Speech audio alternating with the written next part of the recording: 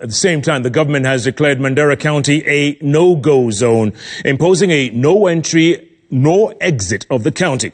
Mandera being the 5th county in Kenya to be slapped with a cessation of movement to contain the spread of the coronavirus that has now risen to 8. While welcoming the restrictions, Mandera County Governor Ali Roba called on security apparatus to fully enforce the order. Let's get more from our very own Sam Ogina. There will be no going in or out of Mandera County for 21 days following a government order restricting movement to or fro the Northern Frontier County. The order following a National Security Advisory Committee meeting that placed Mandera County as one of the hotspots. Mandera registering 8 COVID-19 cases, most of which are now local transmission. The order coming into force on Wednesday from 7 p.m. So far, the county has 8 cases, the latest being 2 cases of urban refugees. Now, this is a dangerous situation. The stringent measures also influenced by the disappearance of at least 32 people who had been placed under mandatory quarantine for interacting with the county's first 2 COVID-19 positive patients.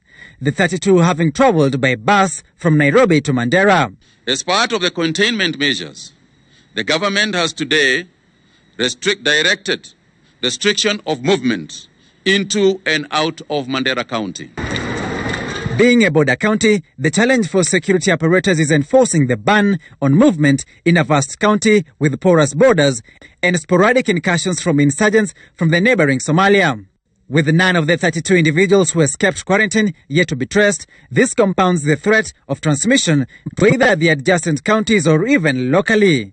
Mandera Governor Ali Roba fully backing the government order, urging security officers to ensure the order is enforced. There are people on the road right now who this order is likely to catch them unaware, and as such we want to urge humane processing of the same as we firm up the lockdown process. The government having warned of extending the travel restrictions to other counties should transmission in the respective counties spike.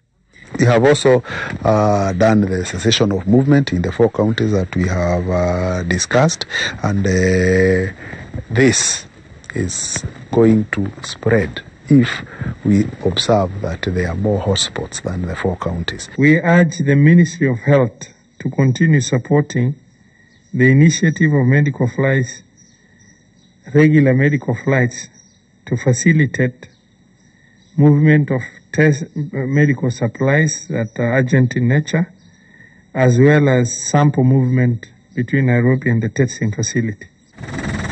With the spread of COVID-19 hitting villages in the country, the government appears keen on imposing stringent measures to restrict inter-county movements.